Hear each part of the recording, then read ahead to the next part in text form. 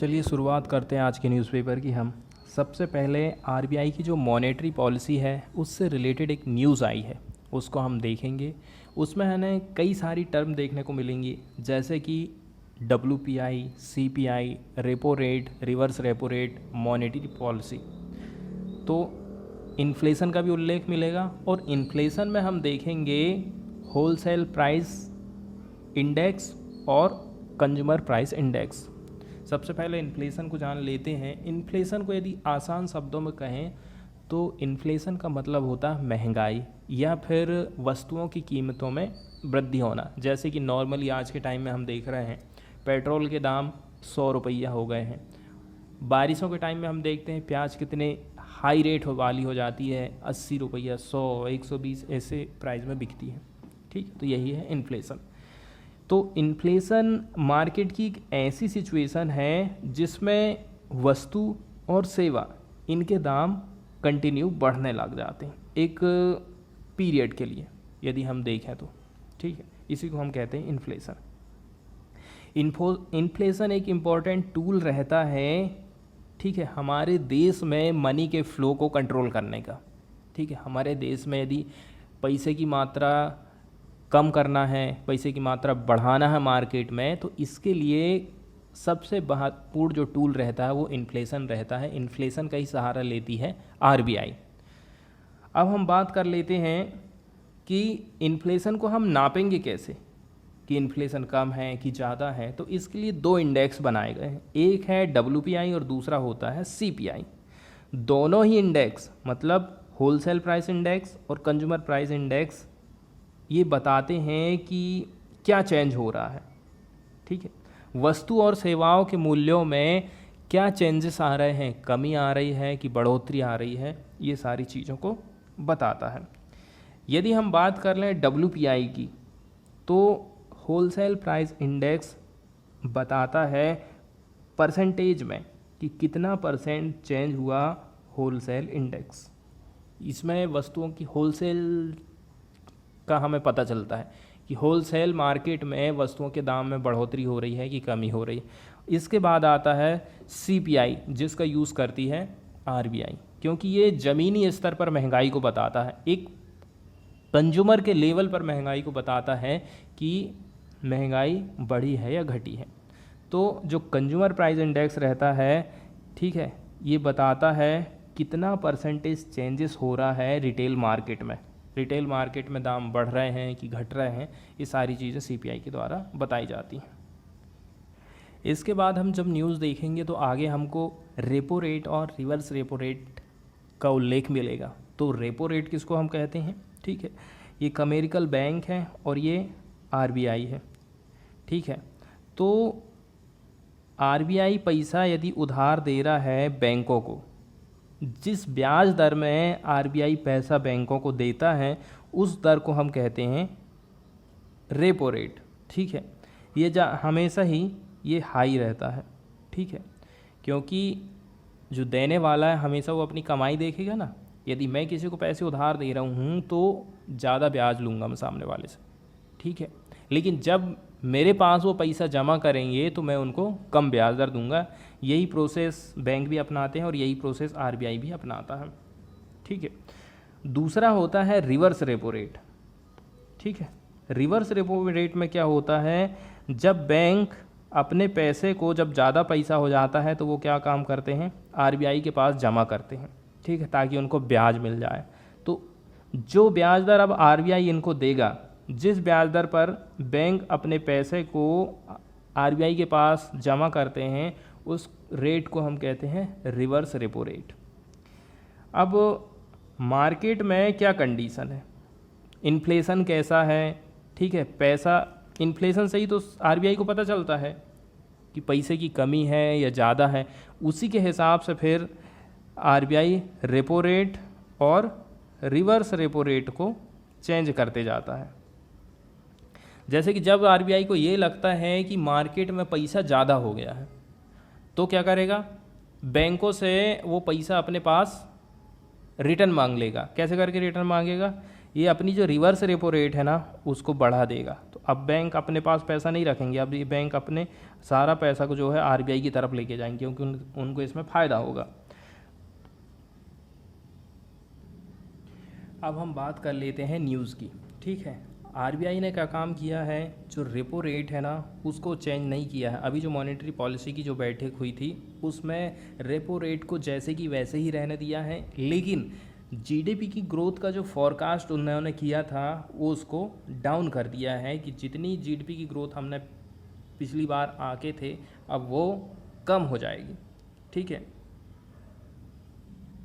यदि हम बात कर लें कि जीडीपी की ग्रोथ का फॉरकास्ट कितना किया है आरबीआई ने, तो इन्होंने जीडीपी ग्रोथ का फॉरकास्ट किया है 9.5%, और इन्होंने गिरावट कर दिया है।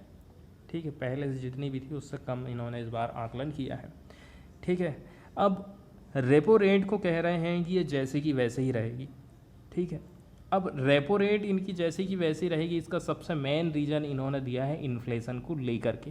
ठीक है, इन्फ्लेशन की कंडीशन, यदि मार्केट में पैसा कम हो जाता, मार्केट में पैसे की कमी जाती, तो आरबीआई का काम करता, रेपो रेट को चेंज करता, लेकिन ऐसा उनको कुछ ज़्यादा दिखाई नहीं दिया है। इसी के चलते चलते उन्होंने क्या काम करा, जो रेपो रेट है वो 4% पर ही हम इसको बनाए रखेंगे, ऐसा इनका कहना है। ठीक है, दूसरी बात यह है, यदि इकोनॉमी की कंडीशन हम देखें, ठीक है, हमने देखे कि सडनली कोविड-19 इन्फेक्शन राइज़ हुए, डेथें भी राइज़ हुई। ठीक है, इसने जो रिकवरी है उसको प्रभावित किया था, ऐसा दास का कहना है। और आगे इन्होंने कुछ रीज़न भी बताए थे, जैसे कि इन्फ्लेशन जो क्यों बढ़ सकती है। रीज़न ये दे रहे हैं कि इंटरनेशनल मार्केट में जो क्रूड ऑयल है उसका दाम बढ़ा है, इसके चलते चलते अभी कंडीशन ऐसी आ गई है कि पेट्रोल के दाम बढ़ रहे हैं, तो आने वाले टाइम में भी इन्फ्लेशन बढ़ेगी। तो उसका इन्होंने प्रोजेक्शन दिया है 5.1% 2021-22 के लिए। इसके बाद हम बात करने वाले हैं कोविड-19 का एक टाइप है जिसको डेल्टा वेरिएंट कहते हैं। ठीक है, यदि मैंने एक बार वैक्सीन लगवा लिया हूँ तो ये वाला वेरिएंट मुझे फिर से इन्फेक्शन कर देगा, क्योंकि ये ज़्यादा ट्रांसमिसेबल रहता है, ऐसा कहना है CSIR और NCDC का। अब ये बात जो है काज ऑफ कंसर्न है, ये जो डेल्टा वेरिएंट है ना, इसको B1.617.2 जिसको डेल्टा वेरिएंट भी कहा जाता है, ये आज के टाइम में मोस्ट डोमिनेंट बन गया है इंडिया का, कोविड-19 का एक टाइप। ठीक है, इसके पास में 12 प्रकार का जो म्यूटेशन है ना, इसके पास 12 म्यूटेशन हैं इसके स्पाइक प्रोटीन में। यदि हम कंपेयर कर लें SARS-CoV-2 की, तो जिसको फर्स्ट डिस्कवर किया गया था वुहान चाइना में, चाइना से यदि कंपेयर करें तो ये 12 गुना आप इससे समझ लेते हो कि तेज़ी के साथ में ये फैलता है।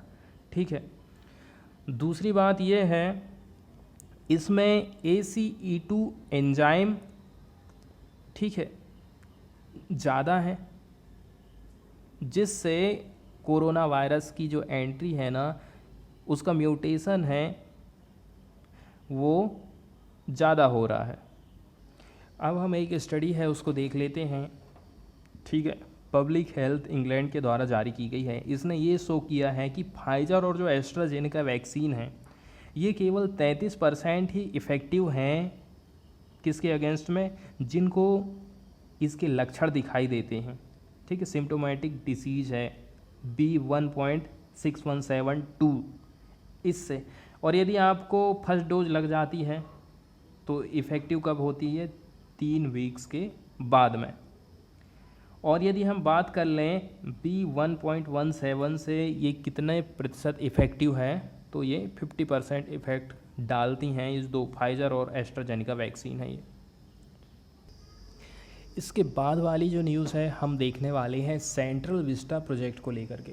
ठीक है, सेंट्रल विस्टा बनाया जा रहा है, बहुत ही अच्छी बात है। सरकार कह रही है पुरानी जो बिल्डिंग है यदि कल ही भूकंप आ जाए तो क्या मालूम बचे ना बचे। ठीक है, सिक्योरिटी का रीज़न देती है कि इसमें सही सिक्योरिटी नहीं। दूसरा रीज़न देती है यहाँ पर जो कैपेसिटी है ना बैठने की, आने वाले टाइम में बढ़ने वाली है। ठीक है, लोकसभा राज्यसभा यदि यहाँ की सीटें बढ़ती हैं तो जाहिर सी बात है लोगों के बैठने के लिए ज़्यादा जगह चाहिए।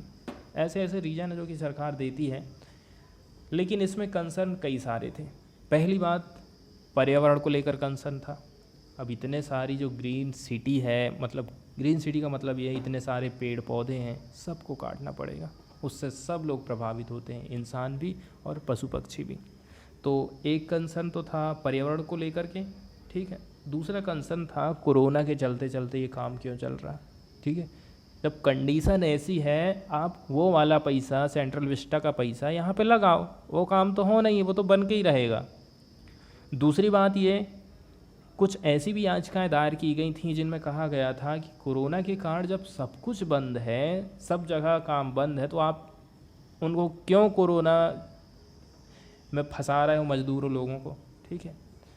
बाहर से उनको लाया ले जाया जाता, जबकि सरकार कहती है कि वो साइट में ही रह रहे हैं। अब नए किस्म की समस्या ये आ गई है कि सेंट्रल विस्टा वाले प्रोजेक्ट के बीचों बीच में कई सारी मस्जिदें पड़ रही, ठीक है।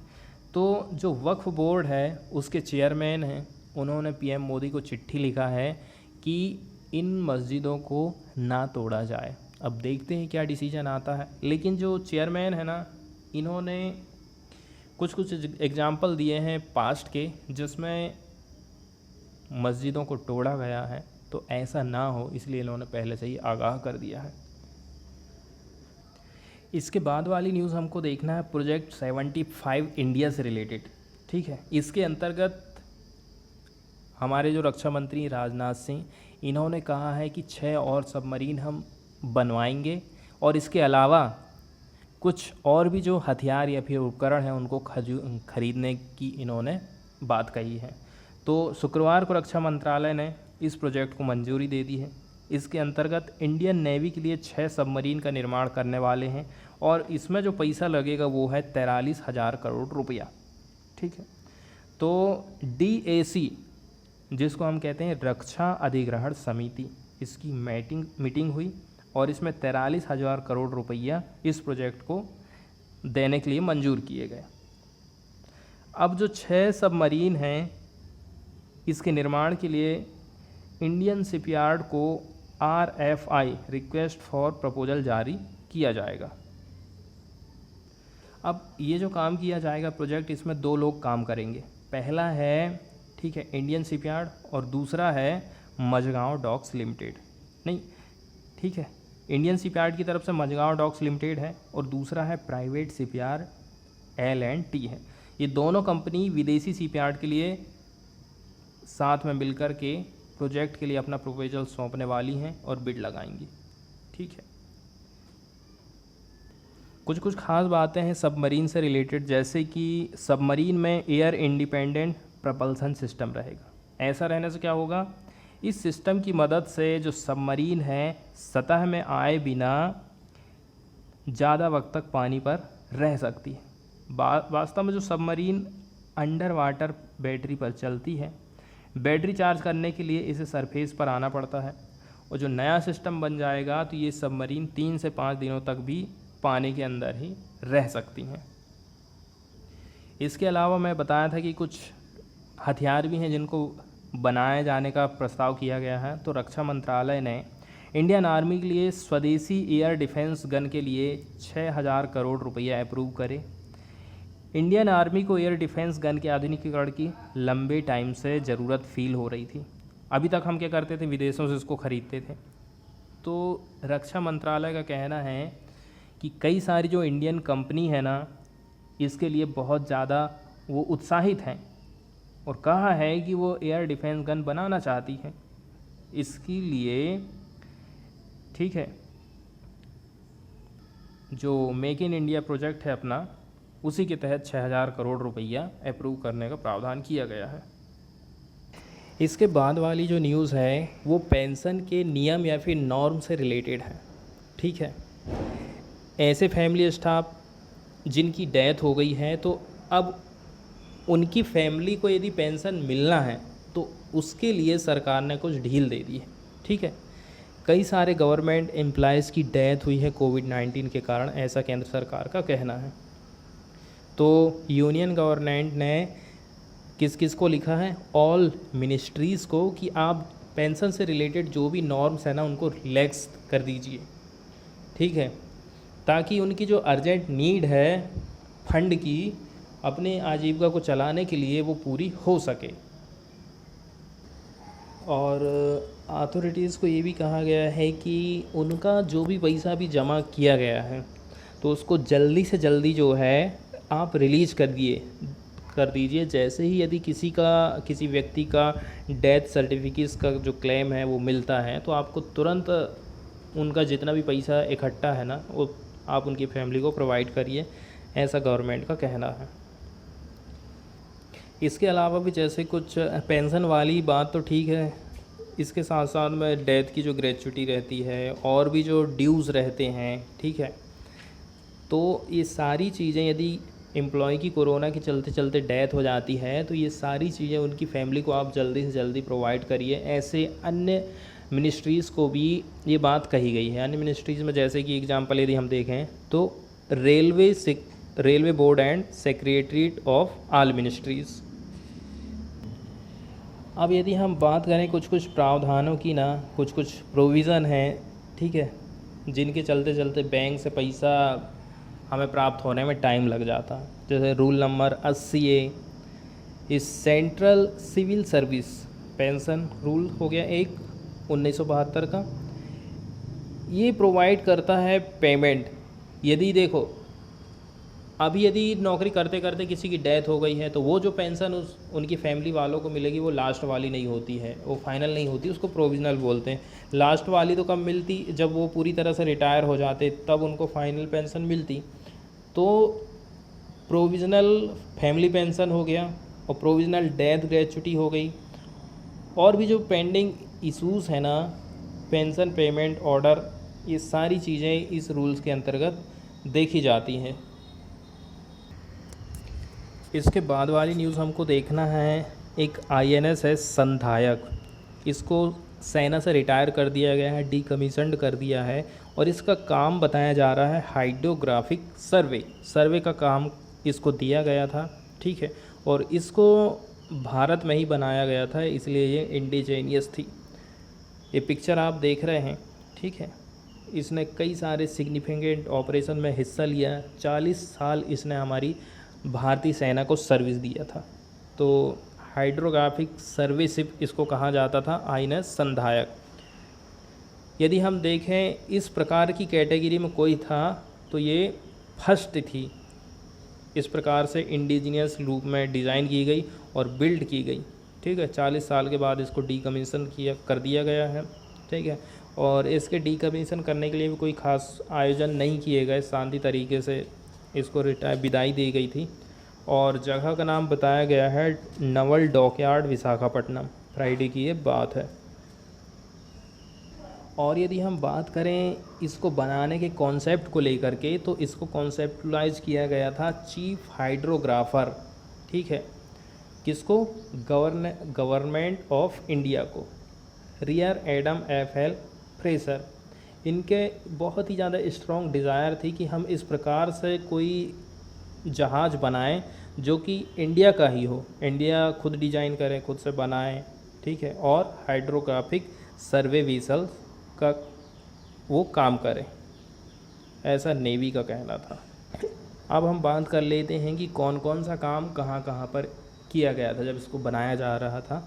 तो इसके डिज़ाइन को फाइनलाइज्ड किया गया था किसके द्वारा, नवल हेडक्वार्टर्स के द्वारा, और इसके कंस्ट्रक्शन का काम चालू हो गया था garden reach ship builders limited, GRSE, Kolkata की एक कंपनी थी, ठीक है। और फिर इसका उद्घाटन का काम चालू हो गया था 1978 में, कंस्ट्रक्शन का काम चालू हो गया था। और इसको कमीशन किया गया था नेवी के द्वारा 26 फरवरी 1981 को, किसके द्वारा, वाइस एडम MK रॉय के द्वारा। इसके बाद FOC इन CENC के द्वारा कमीशन किया गया था। अब यदि हम बात कर लें संधायक जहाज़ ने क्या क्या सर्वे किया, कितना काम किया, कौन कौन से एरिया में इसने ठीक है एक गया और उधर काम किया, तो ऐसा कहा जाता है कि शिप ने अंडरटेकन किया था अप्रॉक्सीमेटली 200 मेजर हाइड्रोग्राफिक सर्वे और कई सारे माइनर सर्वे, ठीक है, दोनों तरफ, चाहे ईस्ट किनारा आप देख लो चाहे वेस्ट वाला किनारा देख लो हमारी कंट्री का, और अंडमान सी और जो हमारी नेबरिंग कंट्रीज हैं वो सारे एरिया में सर्वे करने का काम करता था। थोड़े से और भी इसके काम है जो कि डिटेल में यहाँ पर हम देख लेते हैं, जैसे कि कई सारे ऑपरेशन में भी इसने पार्टिसिपेट किया था, ठीक है। ऑपरेशन पवन, जिसमें कि इंडियन पीस कीपिंग फोर्स को हमने सहायता किया था कहाँ पर, श्रीलंका में 1987 में। ऑपरेशन सरोंग और ऑपरेशन रेनबो, ठीक है, इसमें हमने ह्यूमैनिटेरियन असिस्टेंस प्रोवाइड किया था 2004 की जो सुनामी आई थी ना, उससे निपटने के लिए। इसके अलावा इसने पार्टिसिपेट किया था maiden joint Indo USHADR exercise, जिसका नाम है टाइगर ट्रम्प। इसके बाद वाली न्यूज़ हम देखने वाले हैं पद्म पुरस्कार से रिलेटेड। केंद्र सरकार ने कहा है कि ठीक है आने वाले टाइम में हम पद्म पुरस्कार ऐसे लोगों को देना चाहते हैं जो कि समाज में बढ़िया काम कर रहे हैं। तो स्टेट गवर्नमेंट को बोला है कि आप हमें ऐसे लोगों की लिस्ट प्रोवाइड करिए, हमारी एक वेबसाइट है जिसमें जा कर के आप उसको अपलोड कर सकते हैं। एक टाइम निर्धारित कर दिया गया है। पद्म अवार्डों की यदि हम बात करें तो ये देश के सर्वोच्च नागरिक पुरस्कारों में से एक है। इसको हम 3 श्रेणी में देते हैं, पद्म विभूषण, पद्म भूषण और पद्मश्री।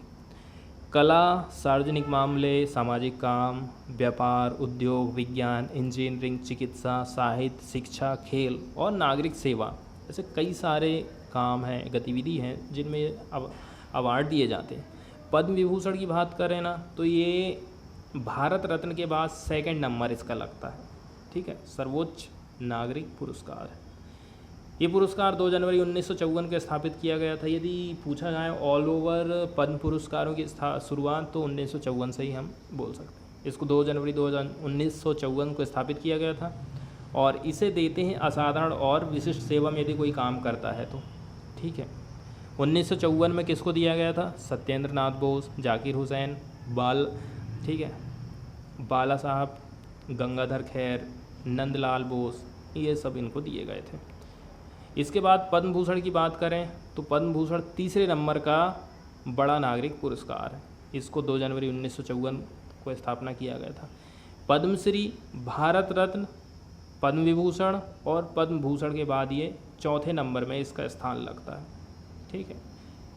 और वेबसाइट की यदि हम बात देखें तो padmaAwards.government.in ये पोर्टल सरकार का, ठीक है। यहाँ पर इन्होंने विंडो को ओपन कर दिया है कि हम यहाँ से एप्लीकेशन को रिसीव कर लेंगे। डेट निर्धारित कर दी गई है 1 जून से 15 सितंबर तक, ठीक है। और रिपब्लिक डे 2022 के शुभ अवसर पर ये वितरण किए जाएंगे। मोदी का कहना है कि हम जो हमारी सोसाइटी के अनसंग हीरो हैं इनको ये अवार्ड देना चाहते हैं। इसके बाद वाली न्यूज़ हम देखने वाले हैं हांगकांग से। विक्टोरिया पार्क वाला जो एरिया है उसको पूरा सील कर दिया गया है, ठीक है। अब दिक्कत क्या है? दिक्कत ये है कि लोग वहाँ पर जो मरे हुए थे ना उनको श्रद्धांजलि देने के लिए इकट्ठा होते हैं, लेकिन कुछ हिंसा ना हो जाए इसी के चलते चलते उस एरिया को पूरा सील कर दिया गया है, ठीक है। यदि हम बात करें तियानमेन चौक पर हुए भीषण नरसंहार से जुड़े जो विरोध हैं अब तक चाइना दबाते आ रहा है, ठीक है। हांगकांग में पिछले साल विक्टोरिया पार्क में पाबंदी लगाई गई थी। इसके बावजूद लोकतंत्र के जो समर्थक हैं वो वहाँ पर इकट्ठे हुए थे और जो मृतक थे उनको श्रद्धांजलि दिए थे। तभी पुलिस और पब्लिक के बीच में टकराव हुआ था, हिंसक झड़प हुई थी। अब हम बात करते हैं असल रियल कहानी क्या है। एकदम पुरानी जगह में हम जाते हैं, 1989 से बात करते हैं।